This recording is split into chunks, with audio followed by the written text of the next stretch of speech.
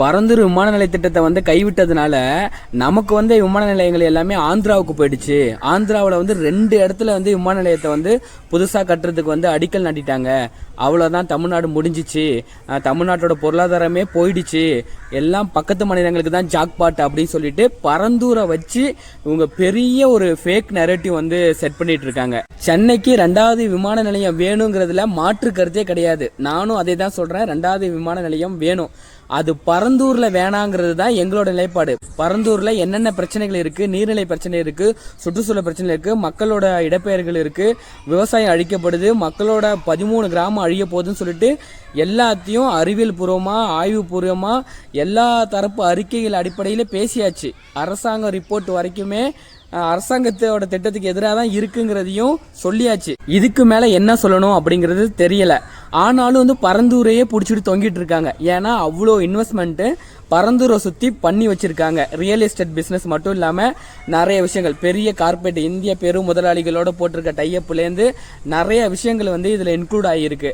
அதனால தான் இவ்வளோ பதறிக்கிட்டு ஏற்கனவே வந்து தமிழ்நாட்டுக்கு வந்த டேட்டா சென்டர் ஆந்திராவுக்கு போச்சு. அதுக்கு கூட இவங்க இந்த அளவுக்கு பதறல. இந்த பரந்தூர் ஏர்போர்ட்டை வச்சு ஒரு ஆள் விடாம அவ்வளோ நரேட்டிவ்ஸ் அப்படியே வந்து தர்க்கபூர்வமாக வந்து திடீர் எக்கனாமிஸ்ட் ஆயிட்டாங்க. என்னன்னு கேட்டால் பொருளாதாரம்ன்றாங்க, பொருளாதார வளர்ச்சின்றாங்க, திடீர்னு கம்பேரிட்டிவ் ஸ்டடி போடுறாங்க, ஏஐல போட்டு மேப்லாம் கொண்டு வந்து காட்டுறாங்க அப்படின்ட்டு. கொஞ்சம் அடங்குங்க. ஒரிஜினல் டேட்டா அப்படி என்னங்கிறத வந்து நான் சொல்கிறேன். இப்போ என்ன பண்ண போகிறோம்னா, இந்த வீடியோவில் இவங்க பண்ணுற ஃபேக் நரேட்டிவ்ஸை வந்து ஒவ்வொன்றா உடைக்கிறோம். அதே மாதிரி பரந்தூருக்கு மாற்று என்ன அப்படிங்கிறதையும் வந்து தெளிவாக அதில் வந்து விளக்குறோம். சரிங்களா? ஃபர்ஸ்ட் என்ன சொல்றாங்கன்னா, பரந்தூர் விமான நிலைய திட்டத்தை கைவிட்டதுனால 2 விமான நிலையங்கள் வந்து ஆந்திராவுக்கு வந்து சாங்ஷன் ஆயிடுச்சு. தமிழ்நாட்டுக்கு வர வேண்டிய விமான நிலையம் வந்து அங்கே போயிடுச்சு. இப்போ அவங்க தான் வந்து செல்வ செழிப்பாக வாழ போறாங்க, தமிழ்நாடு பொருளாதாரத்தில் பின்னோக்கி போகுது அப்படின்னு சொல்லியிருக்காங்க. அப்படி பரந்தூரை கைவிட்டதுனால ஆந்திராவுக்கு போனதா 2 விமான நிலையத்தை சொல்றாங்க. அப்படி 2 விமான நிலையம் எதுனா, ஒன்று ஸ்ரீகாகுளம் விமான நிலையம், 2வது வந்து குப்பம் விமான நிலையத்தை, 2 விமான நிலையத்தை சொல்றாங்க. ஓகேங்களா? இப்போ விமான நிலையத்தை கைவிடப்பட்டதா வந்து அறிவிப்பு வெளியானது நேத்து. ஓகேங்களா? இவங்க என்ன சொல்றாங்க, இன்னைக்கே வந்து சைன் பண்ணி போயிடுச்சு அப்படின்னு சொல்றாங்க ஆந்திராவுக்கு. உண்மை என்னன்னா, ஸ்ரீகாகுளம் விமான நிலையம் வந்து போன வருஷம் 2025 வந்து சைன் ஆயிடுச்சு. ஓகேங்களா? உடான் ஸ்கீம் மூலயமா மத்திய அரசு கிட்ட அவங்க அனுமதி பெற்று சைன் வாங்கிட்டாங்க. அதே மாதிரி இந்த குப்பம் இருக்கு பாத்தீங்களா, அது வந்து 2019 அடிக்கல் நாட்டிட்டாங்க குப்பம் பகுதி விமான நிலையத்தை அமைக்கிறதுக்கு. ஸோ ஓகேங்களா? ஸோ இவங்க சொல்ற இந்த பரந்தூர் விமான நிலையத்தினால அங்க போயிருச்சு அப்படிங்கிறது வந்து மிகப்பெரிய ஒரு ஃபால்ஸ் ஸ்டேட்மெண்ட். சென்னைக்கு பக்கத்திலேயே ஆந்திரா பார்டர்ல வந்து ஒரு விமான நிலையத்தை கட்டுறீங்க அப்படின்னா கண்டிப்பா வந்து தமிழ்நாட்டுக்கு வந்து பாதிப்பு. ஓகேங்களா? பார்டர்ல வரவன் அங்கேயும் போவான், இங்க சென்னைக்கு வரவன் அங்கேயும் இறங்கி இங்க வருவான். ஸோ அங்க மாதிரி கார்கோவா இருந்தாலுமே வந்து பொருட்களை வந்து அந்த எல்லை பகுதியில் இறங்கிட்டாங்கன்னா இங்கேயும் வரும் அங்கேயும் வரும். ஸோ தமிழ்நாட்டுக்கு பாதிப்பு இருக்கா? ஆனா இவங்க சொல்ற ஸ்ரீகாகுளம் எங்க இருக்கு தெரியுமா? 1000 கிலோமீட்டருக்கு அந்தாண்ட இருக்கு. 1000 கிலோமீட்டருக்கு அந்தாண்ட இறங்குறவன் எதுக்குடா தமிழ்நாட்டுக்கு வர போறான்? இல்ல தமிழ்நாட்டில் இறங்குறவன் எதுக்குடா 1000 கிலோமீட்டருக்கு அந்தாண்ட போக போறான்? இதனால எப்படா தமிழ்நாட்டுக்கு பாதிப்பு வரும் சொல்லுங்க. அடுத்து வந்து குப்பம் ஏர்போர்ட். குப்பம் எவ்வளவு தூரத்துல இருக்கு சென்னையில இருந்து அப்படின்னு பார்த்தா 300 கிலோமீட்டர் தூரத்துல இருக்கு. ஓகேங்களா? இதே வந்து பரந்தூர்ல இருந்து வச்சா ஒரு 200 கிலோமீட்டர் தூரத்துக்கு வந்து வருது. ஸோ இதனால பார்த்தா கொஞ்சம் டிஸ்டன்ஸ் கம்மியா இருக்கே, அப்போ கொஞ்சம் பாதிப்பு தான் இருக்கிற மாதிரி இருக்குல்ல. இதுக்கான ஆன்சர் வந்து பின்னாடி வரேன். இப்போ இந்த 2 ஏர்போர்ட்டையும் விட்டுருங்க. இப்போ ஆகஸ்ட் 1 ஏதோ இந்த மாசத்துல தான் வந்து பிரதமர் மோடியும் ஆந்திர முதலமைச்சர் சந்திரபாபு நாயுடும் சேர்ந்து போகாபுரம்ங்கிற இடத்துல ஒரு இன்டர்நேஷனல் ஏர்போர்ட்டை வந்து ஆந்திராவில் தொடங்கி வச்சாங்க. ரொம்ப பெருசு அப்படின்னு சொல்லி பிரம்மாண்டம் அப்படின்னு சொல்லிட்டு வைரல் ஆச்சு. ஓகேங்களா? இது ஒன்னா. இது தமிழ்நாட்டிலேருந்து எவ்வளவு தூரம் இருக்கு அப்படின்னு பார்த்தா கிட்டத்தட்ட 900 கிலோமீட்டர் தூரத்துல இருக்கு. சரிங்களா? இதையும் விட்டுருங்க. இப்போ ஆந்திராவில் வந்து அமராவதியிலும் வந்து ஒரு புதுசா இன்டர்நேஷனல் ஏர்போர்ட்டை வந்து கொண்டு வர போறாங்க. சரிங்களா? இப்போ அடுத்தடுத்து வந்து விமான நிலையங்களை வந்து ஆந்திரா கவர்மெண்ட் வந்து கட்டிக்கிட்டு இருக்கு. அது உண்மைதான். அதனால வந்து தமிழ்நாட்டுக்கு ஏதோ ஒரு வகையில வந்து பாதிப்பு தான். சரிங்களா? இப்போ இதை எது முடிச்சு போடுறாங்கன்னா, பரந்தூர் விமான நிலையத்தை கைவிட்டதுனால தான் இந்த விமான நிலையங்கள்லாம் வந்து பெருசா வளர போகுது, தமிழ்நாடு வந்து பின்னோக்கி போக போகுது அப்படிங்கிற விஷயத்த வந்து சொல்றாங்க. இந்த பரந்தூரோட கனெக்ட் பண்ணதுனால இந்த விஷயத்த நான் சொல்றேன். முதல்ல ஆந்திராவோட அரசியலை தெரிஞ்சுக்கணும். 2014 ஆந்திராவும் தெலுங்கானாவும் தனித்தனியா பிரியுது. 10 வருஷம் வந்து ரெண்டுத்துக்கும் பொதுவா ஹைதராபாத் தலைநகரமா இருக்கு. ஹைதராபாத்ல தான் மிகப்பெரிய இன்டர்நேஷனல் ஏர்போர்ட்டான ராஜீவ்காந்தி ஏர்போர்ட் இருக்கு. 10 வருஷம் கழிச்சு ஹைதராபாத் வந்து தெலுங்கானா கிட்ட போயிடுச்சு. இப்போ ஆந்திராவுக்கு வந்து தலைநகரமே இல்ல அப்படிங்கிற சூழ்நிலையில ஆந்திராவுக்கு புதுசா அமராவதிங்கிற ஒரு தலைநகரத்தை உருவாக்குறாங்க, புதுசா வந்து கட்டமைக்கிறாங்க. ஓகேங்களா? ஸோ அதில் எல்லாமே இருக்கணும் அப்படின்னு சொல்லிட்டு தான் எல்லா இன்ஃப்ராஸ்ட்ரக்சரும் கொண்டு வராங்க. அதில் இன்டர்நேஷனல் ஏர்போர்ட்டும் ஒன்று. ஸோ இந்த மேக்கிங் வீடியோ தான் பதிவிட்டு தென்னிந்தியாவோட கேபிட்டலாகவே, தென்னிந்தியாவோட மிகப்பெரிய பொருளாதார கேந்திரமாகவே அமராவதி வந்து உருவாக போகுது, அதுதான் உருவாகிட்டு இருக்கு, தமிழ்நாடு அவ்வளோதான் அப்படின்னு சொல்லிட்டு வந்து சில பத்திரிகையாளர்களே வந்து அந்த வீடியோ வந்து வெளியிடுறாங்க. ஸோ ஒன்று புரிஞ்சுக்குங்க, அவனுக்கு தலைநகரம் இல்லைன்னா தலைநகரத்தை உருவாக்கி தான் ஆகும். அந்த அப்படி தலைநகரம் இருந்துச்சுன்னா ஒரு தலைநகரத்தோட மெயினாக வந்து ஒரு இன்டர்நேஷனல் ஏர்போர்ட் இருக்காதா? கண்டிப்பாக இருக்கும், அதை கட்ட தான் செய்வான். ஸோ அவன் மாநிலத்தை வளர்ச்சிக்கு அவன் விமான நிலையம் அங்கங்கே கட்ட தான் செய்வான். ஸோ அதை நம்ம வந்து ஒன்றுமே சொல்ல முடியாது, அதை தடுக்கவும் முடியாது. இப்போ நாம என்ன பண்ணுறோம் அப்படிங்கிறது தான் இங்கே மெயின். இப்போ பரந்தூரை இழுத்து அங்கே வளர்ச்சியை பேசுகிறாங்கிறதுனால தான் இந்த விஷயத்த நான் சொல்கிறேன். உண்மையிலே வந்து நாம ஆந்திரா கர்நாடகாவுக்கு செக் வைக்கணும், அதை விட பொருளாதாரத்தில் நம்ம மேம்படணும் அப்படின்னா பரந்தூரை விட பெஸ்ட் ஆப்ஷன்ஸ் 2 இருக்கு. என்ன தெரியுமா? ஒன்னு ஓசூர் விமான நிலையம், 2வது வேலூர் விமான நிலையம். ரொம்ப அதிர்ச்சியா இருக்கலாம். உண்மையிலே சொல்ல போனா தமிழ்நாட்டில் உள்ள ஓசூருக்கும் ஆந்திராவில் இருக்கிற குப்பத்துக்கும் டிஸ்டன்ஸ் எவ்வளவு தெரியுமா? வெறும் 87 கிலோமீட்டர் தான். ஓகேங்களா? இதை விட இன்னொன்னு பாருங்க, தமிழ்நாட்டில் உள்ள ஓசூருக்கும் கர்நாடகாவில் உள்ள பெங்களூருக்குமான டிஸ்டன்ஸ் எவ்வளவு தெரியுமா? வெறும் 40 கிலோமீட்டர் தான், பக்கத்திலே. ஓசூர்ல வந்து விமான நிலையம் அமைச்சா ஒரே நேரத்தில் குப்பம் விமான நிலையத்துக்கும் செக் வைக்கலாம், பெங்களூர் விமான நிலையத்துக்கும் செக் வைக்கலாம். ஓகேங்களா? தமிழ்நாட்டுக்கு மிகப்பெரிய வளர்ச்சி.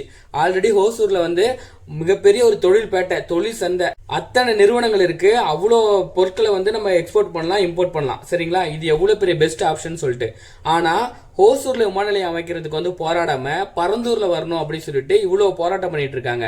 ஹோசூர்ல வந்து விமான நிலையம் அமைச்சிட்டாங்கன்னா தமிழ்நாடு டெவலப் ஆயிடும் அப்படின்னு சொல்லிட்டு கர்நாடகக்காரங்க வந்து அதை தடுக்கிறாங்க. அங்கேருந்து மெட்ரோ வந்து ஓசூர் வரைக்கும் வரங்கிறதே வந்து தடுத்து நிறுத்தி வச்சிருக்காங்க. ஓகேங்களா? ஏன்னா ஓசூர் வந்து டெவலப் ஆயிடக்கூடாது அப்படின்னு சொல்லிட்டு. அதே மாதிரி மத்திய அரசு வந்து கர்நாடகா பேச்சை கேட்டுக்கிட்டு நமக்கு அனுமதி தராம இருக்காங்க. போன 5 வருஷம் ஆண்ட திமுக அரசா இருந்தாலும் சரி, இப்ப இருக்கிற அரசாங்கம் இருந்தாலும் சரி, உண்மையா பாத்தீங்கன்னா பரந்தூருக்கு மாற்றா வந்து ஓசூர்ல தான் விமான நிலையம் வந்து அமைக்கிறதுக்கு வந்து போராடி இருக்கணும், எப்படியாவது வந்து அனுமதியை வந்து வாங்கி இருக்கணும். சரிங்களா? சோ ஓசூர் இல்ல அப்படின்னு பார்த்தா 2வது ஆப்ஷனா வச்சுங்க. அடுத்து வந்து வேலூர். ஓகேங்களா? வேலூருக்கும் பெங்களூருக்குமான டிஸ்டன்ஸ் எவ்வளவு தெரியுமா? 200 கிலோமீட்டர். அதே மாதிரி வேலூருக்கும் ஆந்திராவில் இருக்கிற குப்பத்துக்கும் டிஸ்டன்ஸ் எவ்வளவு தெரியுமா? 116 கிலோமீட்டர். ஓகேங்களா? ரொம்ப ஷார்ட் தான். இது ரெண்டுமே வந்து சென்னை டு பெங்களூர் ஹைவேஸ்க்குள்ள மெயின் ரோட்ல தான் இருக்கு. ஓகேங்களா? ஸோ இங்க வைக்கிறதுனாலையும் வந்து வேலூர் ஆல்ரெடி ஒரு தொழிற்பேட்டை. ஓகேங்களா? திருப்பத்தூர், ஆம்பூர், வாணியம்பாடி, இது எல்லாமே மிகப்பெரிய தொழிற்பேட்டை தான். ஸோ சென்டர்ல இருக்கும்போது வேலூர் சென்டர்ல இருக்கா, இந்தாண்ட வந்து சென்னை இருக்கா, இந்தாண்ட பக்கம் வந்து ஓசூர் இருக்கு. ஓகே, கிருஷ்ணகிரி.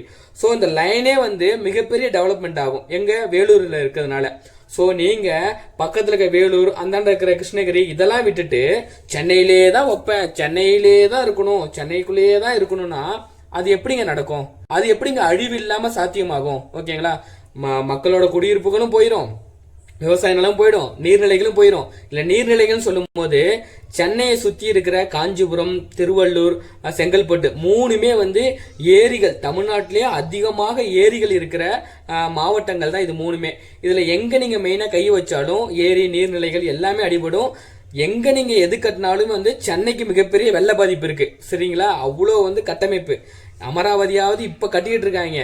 300-400 வருஷத்துக்கு முன்னாடியே ஆங்கிலேயர்களால் கட்டமைக்கப்பட்ட ஒரு சிட்டி தான் வந்து சென்னை.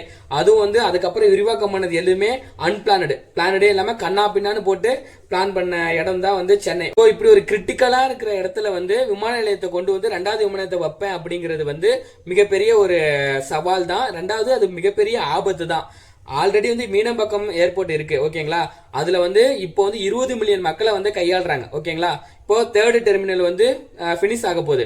இது முடிஞ்சோனையும் 35 மில்லியனா வந்து இந்த பயணிகளை வந்து கையாளுவாங்க. இப்போ சிஎம் அறிவிச்ச மாதிரி பரந்தூருக்கு மாற்றா வந்து மீனம்பாக்கத்திலே வந்து ஒரு 5th டெர்மினல் வந்து கொண்டு வருவோம் அப்படின்னு சொல்லியிருக்காங்க.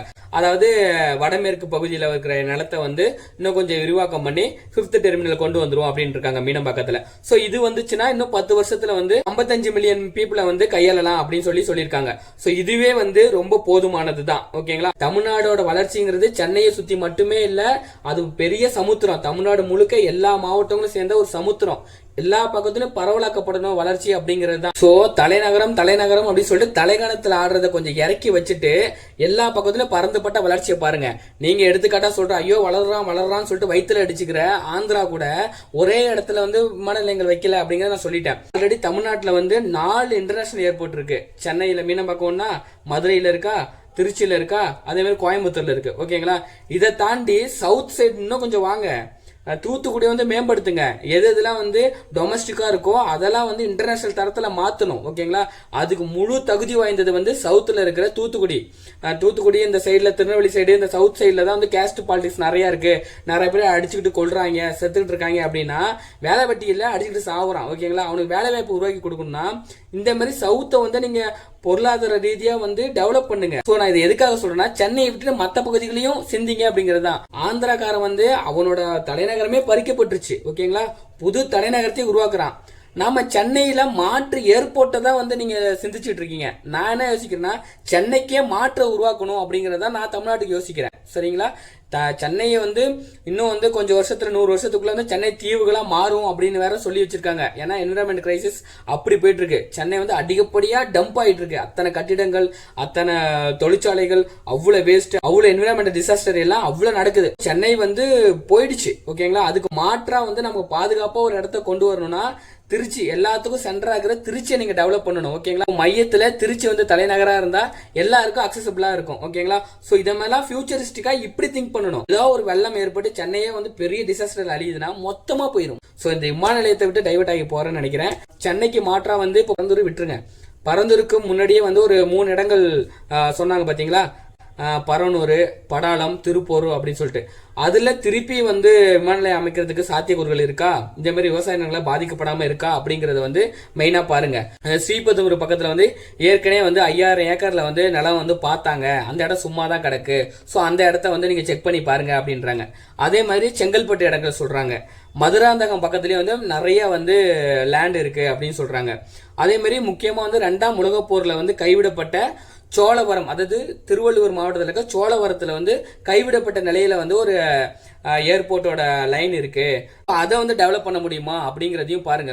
சோ இவ்வளவு வாய்ப்புகளை வந்து நம்ம போய் தேடி ரிசர்ச் பண்ணா மட்டும்தான் தெரியும். கடைசியா என்ன சொல்றேன்னா, பரந்தூர் திட்டத்தை கையை விட்டதுனால வந்து இவங்க சொல்ற மாதிரி வந்து ஆந்திராவுக்கு வந்து விமான நிலையங்கள் போகல. அது ஆல்ரெடியே அங்க சாங்ஷன் ஆனதுதான். இவங்க ஆகா ஓகன்னு குதிக்கிற அளவுக்கு பெரிய இழப்புகள் எதுவும் ஏற்படல. இன்னொன்னு சொல்றேன், அந்த பரந்தூர் விமான நிலையத்தை வந்து கைவிட்டுட்டீங்க, நல்லது, ஓகே. விவசாய நிலங்களை திருப்பி கொடுக்க போறீங்களோ இல்ல அரசாங்கம் அப்படியே வச்சுட்டு மக்களுக்கு குத்தகை மாதிரி விட்டுட்டு அவங்களே வந்து விவசாயம் பண்றதா விடுவீங்களோ, மாற்று திட்டம்னு வேற ஏதோ கொண்டு வருவீங்களோ, ஆனா எதுவா இருந்தாலும் இதே மாதிரி அங்க உள்ள விவசாயத்தையோ மக்களுக்கோ நீர்நிலைகளுக்கோ பாதிப்பு இல்லாத வகையில தான் கொண்டு வரணும். 5000 ஏக்கரை வந்து கையப்படுத்திட்டோம்னா 5000 ஏக்கர்லயும் வந்து எந்த திட்டம் வந்தாலும் அவ்வளோ பெருசு விரிவாக்கம் எல்லாம் கொண்டு வர முடியாது. ஓகேங்களா? இப்போ இவங்க சொல்ற மாதிரி ஹைதராபாத், டெல்லி, மும்பை இதெல்லாம் வந்து இந்த மாதிரி ஒரு 3 விமான நிலையங்களை தாண்டி மீது எந்த விமான நிலையம் வந்து 5000 ஏக்கர்ல கிடையாது. இந்த நான் சொன்னேன் பாத்தீங்களா, போகாபுரம் ஆந்திராவில், அந்த விமான நிலையமே வந்து 2200 ஏக்கர் தான். ஓகேங்களா? சோ நமக்கு வந்து 2200 ஏக்கர் இருந்தாலே மிகப்பெரிய ஒரு விமான நிலையத்தை வந்து நம்மளால கட்ட முடியும். ஓகேங்களா? சோ அதனால எதுக்காக சொல்றேன்னா, இவ்வளவு ஏக்கர் இருக்கு அப்படின்னு சொல்லிட்டு வேற ஏதாவது இதுக்கு மாற்றா வந்து ஒரு நாசகார திட்டங்களை வந்து கொண்டு வந்துடக்கூடாது. ஓகேங்களா? மக்களுக்கு பயனளிக்கிற மாதிரி, மக்களுக்கு உண்மையிலே வேலை வாய்ப்பு கொடுக்குற மாதிரி ஒரு திட்டங்களை வந்து விவசாய நிலங்களையும் இல்லாம, குடியிருப்புகளையும் இல்லாம, நீர்நிலைகளையும் இல்லாம, எஞ்சி இருக்கிற தரிசு நிலங்கள் இருந்துச்சுன்னா, வேற லேண்ட் இருந்துச்சுன்னா அந்த இடத்துல ஒரு 500-1000 ஏக்கர் பரப்பளவுல ஏதாவது ஒரு திட்டங்களை வந்து கொண்டு வரலாம். ஆனா அது மக்கள் விரும்பினா மட்டும்தான். சரிங்களா? சோ பரந்தூர் விமான திட்டத்துக்கு பதிலா வேற எந்த நாசகர திட்டங்கள் அந்த இடத்துல வந்தாலும் அதுக்கும் வந்து எதிர்ப்பு குரல்கள், எதிர்வினைகள் இருக்கத்தான் செய்யும். வளர்ச்சிக்கு யாருமே வந்து எதிரானவர்கள் கிடையாது. தமிழ்நாட்டு வளர்ச்சியை உங்களை தாண்டி அடுத்த தலைமுறையான எங்களுக்கு வந்து நிறைய விஷயம் இருக்கு. ரொம்ப எங்களுக்கு தான் முக்கியம். வாழ்ந்து முடிஞ்ச தலைமுறை இல்லை, நாங்க இனிமேதான் வாழப்போற தலைமுறை. சோ தமிழ்நாடு வளர்ச்சியும் முக்கியம், நாங்க வாழ்றதுக்கு சுத்தமான காத்தும் முக்கியம், சுத்தமான என்விரான்மெண்ட் முக்கியம், சுத்தமான நிலம் முக்கியம், முக்கியமா சோறு முக்கியம். நீங்க எந்த அளவுக்கு வந்து பொருளாதார பின்னோக்கி போகுது அப்படின்னு சொல்றீங்களோ அதே மாதிரி விவசாய அக்ரிகல்ச்சர் லேண்டும் சுருங்கிட்டு இருக்கு. அதனாலதான் சொல்றேன், சென்னையில வந்து 2வது விமான நிலையம்னா இன்னும் 20 வருஷத்துல மக்கள் என்ன பண்ண போறாங்க, எப்படி வானத்துல பறப்பாங்க அப்படின்னு சொல்லிட்டு யோசிக்கிறது மாதிரியே இன்னும் 20 வருஷத்துல 20 to 25% வந்து அரிசி உற்பத்தி வந்து தமிழ்நாட்டுல குறைய போகுது. ஸோ அதுக்கு என்ன மாற்று திட்டம் வச்சிருக்கீங்க? சோறுக்கு என்ன பண்ண போறீங்க? அதை சொல்லுங்கடா முதல்ல.